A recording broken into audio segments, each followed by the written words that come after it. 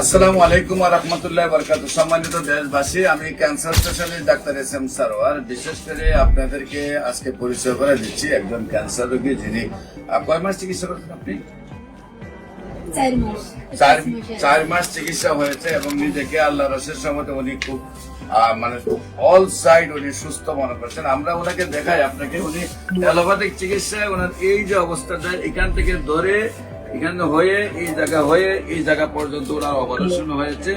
এই জায়গা নিয়ে সে পচন ছিল টোটাল অবস্থানটা। এখনো আপনার এই কালচারটা বোঝা যাচ্ছে, আপনারা ক্যামেরাটা ধরলে বুঝতে পারবেন যে ওনার কি অবস্থাটা ছিল। আপনি কি এখন খুব সুস্থ মনে করেন আপনাকে? আচ্ছা, আপনার নাম কি? কি নাম বললেন? রেখা দেবনাথ। আপনার উনি কি হন? হাজবেন্ড। আপনার নাম কি?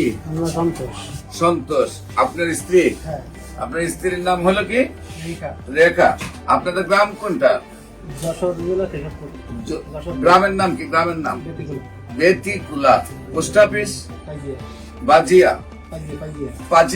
বাজিয়া থানা? হ্যাঁ, কেশবপুর। জেলা যশোর।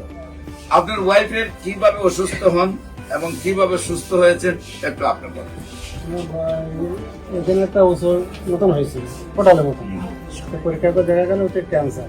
কোন রাত্রে পরীক্ষা করি ক্যান্সারে কি হবে, তো এখন করে ঢাকায় নিয়ে যাচ্ছে মহাকালী ক্যান্সার হাসপাতাল।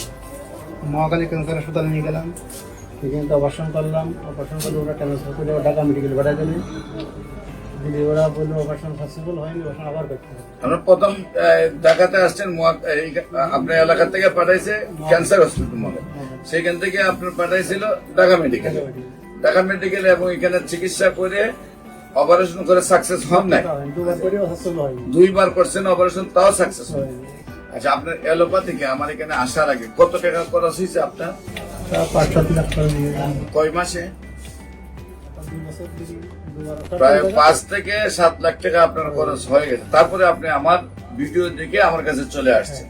আসার পরে কয় মাস চিকিৎসা হলো? 4 মাস চিকিৎসা। এখন রোগীর কি অবস্থা?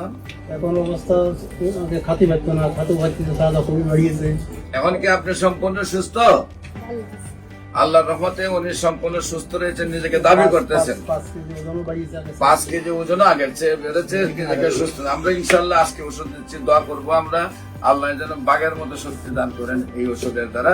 এবং দেশবাসীর কাছে আমরা দোয়া চাই, উনি যেহেতু সুস্থ হয়েছেন উনি যেন আজীবন সুস্থ থাকেন, উনাকে যেন ক্যান্সারটা রিটার্ন না আসে। আপনারা দেশবাসী যারা ভিডিওটা দেখেন সবাই তার জন্য দোয়া করবেন। যে কোনো প্রয়োজনে স্ক্রিনে দেওয়া নম্বরে যোগাযোগ করার জন্য আহ্বান জানিয়ে শেষ করছি।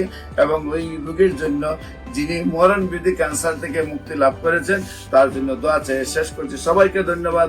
আসসালামু আলাইকুম ওয়া রাহমাতুল্লাহি ওয়া বারাকাতুহু।